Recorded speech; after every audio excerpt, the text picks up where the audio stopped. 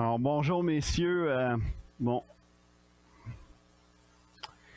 Bonjour messieurs, bienvenue à cette deuxième session ensemble. Alors, durant cette session aujourd'hui, on va regarder un autre personnage et ce personnage, c'est Samuel, le prophète Samuel.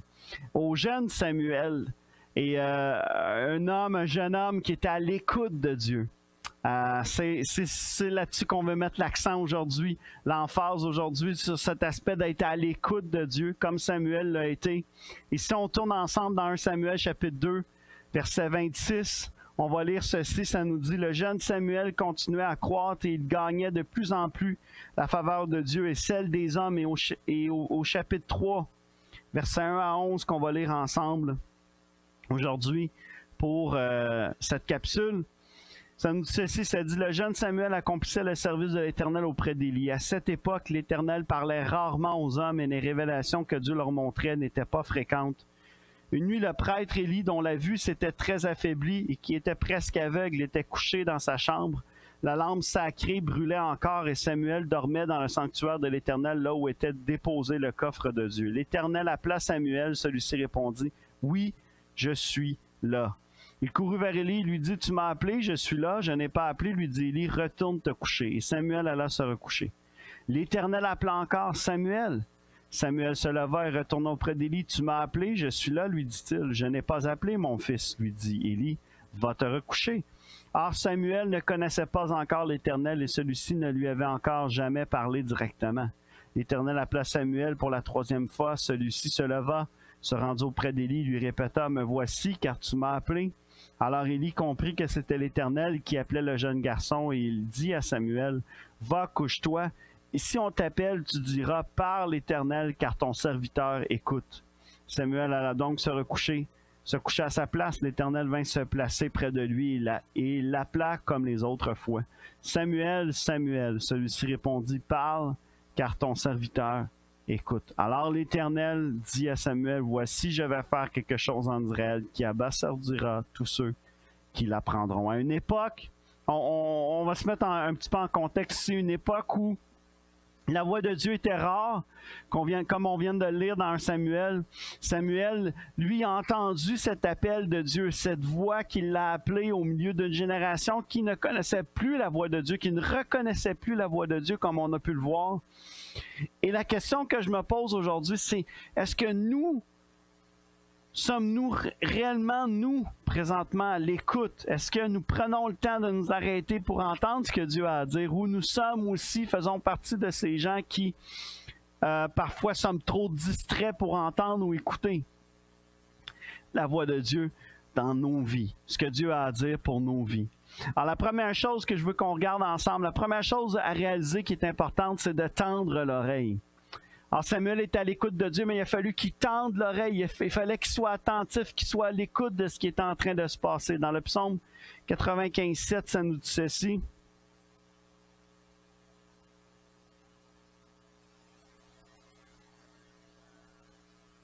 Psaume 95:7 nous dit « Il est notre Dieu, nous sommes le peuple de son pâturage, le troupeau que sa main conduit. Aujourd'hui, si vous entendez sa voix, ne vous enthousiasmez pas comme à Mériba. » Et Jean 10, les versets 2 à 3. Ceci, c'est celui qui entre par la porte est lui le berger des brebis. Le gardien de l'enclos lui ouvre. Les brebis écoutent sa voix. Il appelle par leur nom celles qui lui appartiennent et les fait sortir de l'enclos. Amen. Alors, Dieu parlait très peu à cette époque-là, mais Dieu parlait, Dieu voulait parler à quelqu'un. Et Dieu a attendu le moment où Samuel a trouvé la faveur de Dieu. Samuel avait trouvé la faveur de Dieu, le jeune Samuel, et Dieu a décidé de parler avec Samuel. Mais ce qui fait la différence, c'est que Dieu l'appelle. Mais non seulement cet aspect, mais Samuel écoute, Samuel entend, Samuel tend l'oreille. Et Samuel l'a entendu. Mais ça l'a pris même, pensez-y, ça l'a pris comme 3 fois même à Élie, alors qu'Élie était un prêtre dans le temple, était censé comprendre ce qui est en train de se passer, mais ça faisait tellement longtemps que même Élie, ça a pris 3 fois avant de réaliser, c'est Dieu qui est en train de t'appeler, Samuel. Alors la prochaine fois, réponds comme ça, réponds comme ça. Et Dieu va continuer à te parler. Et Samuel ne saisissait pas cela, mais il a répondu, il était quand même là, il a tendu l'oreille pareil, il a entendu. Mais est-ce qu'on veut réellement entendre la voix de Dieu? Est-ce qu'on a réellement envie d'entendre ce que Dieu a à dire? Est-ce qu'on est comme Samuel, qui est disposé à écouter? Est-ce qu'on est comme ça aussi des fois? On est tellement distrait. On ne veut pas nécessairement entendre ce que Dieu a à dire, des fois, parce que c'est pas toujours ce qu'on veut entendre. Ce que Dieu dit, c'est pas toujours ce qu'on veut entendre. Et des fois, je pense, dans nos vies, on ne veut pas toujours entendre ce que Dieu a à dire. Mais Dieu parle. Et ça, c'est la deuxième chose que je veux nous faire réaliser, c'est de tendre l'oreille, oui, une chose, mais de savoir que Dieu parle, de réaliser que Dieu parle. Job 33, versets 14 à 17.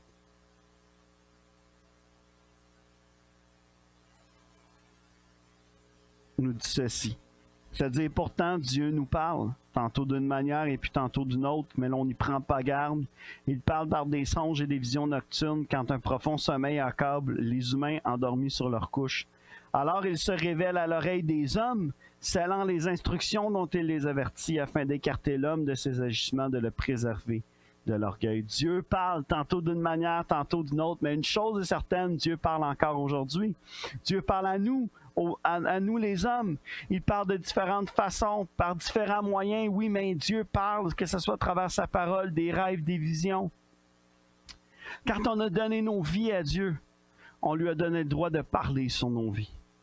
Est-ce qu'on a oublié que Dieu a son mot à dire parfois sur nos choix, nos décisions, la direction que l'on veut prendre, la destination?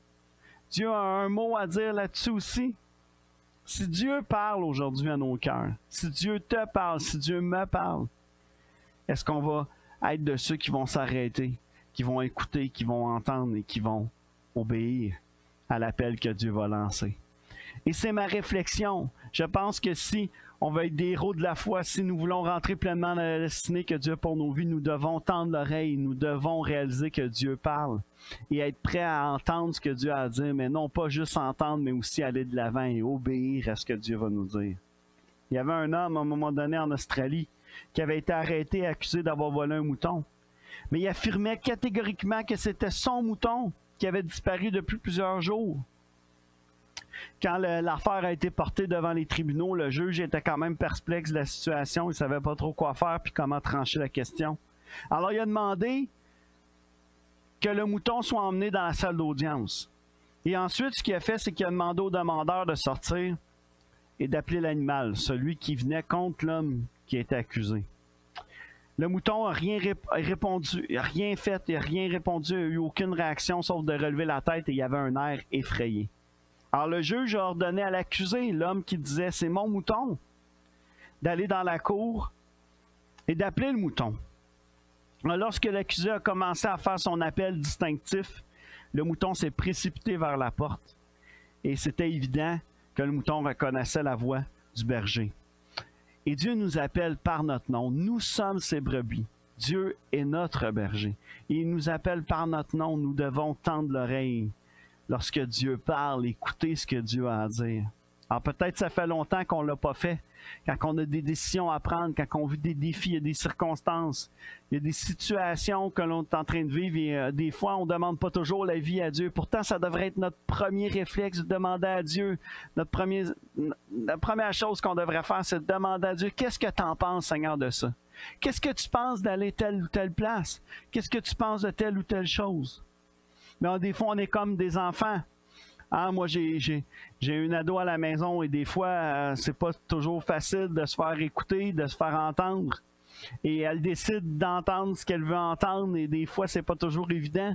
Et des fois, on est comme ça, hein? On laisse passer des choses, ça rentre puis ça sort. Et je crois sincèrement que si on veut devenir ces héros de la foi, que Dieu nous appelle à être, excusez-moi, on doit tendre l'oreille et entendre ce que Dieu a à dire. Et lorsque Dieu va parler, allons-nous être comme ce jeune Samuel? Seigneur, parle, car ton serviteur écoute. Parle, car ton serviteur écoute. On va prier ensemble en terminant. Papa éternel, on veut te remercier pour cette œuvre que tu fais dans nos vies.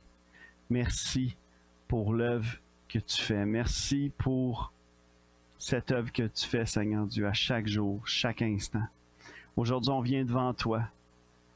Merci d'ouvrir nos oreilles, nos cœurs, nos pensées à recevoir ce que tu veux nous dire. Aujourd'hui, on vient avec cette attitude de cœur de dire « Parle, car ton serviteur écoute.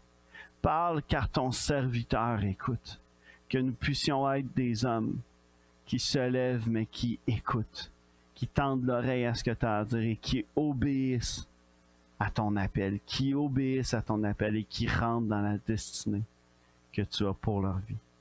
Dans le nom de Jésus, on a prié. Amen. Soyez bénis. Merci d'avoir écouté. Merci d'avoir été là avec nous. Et on se dit à la prochaine.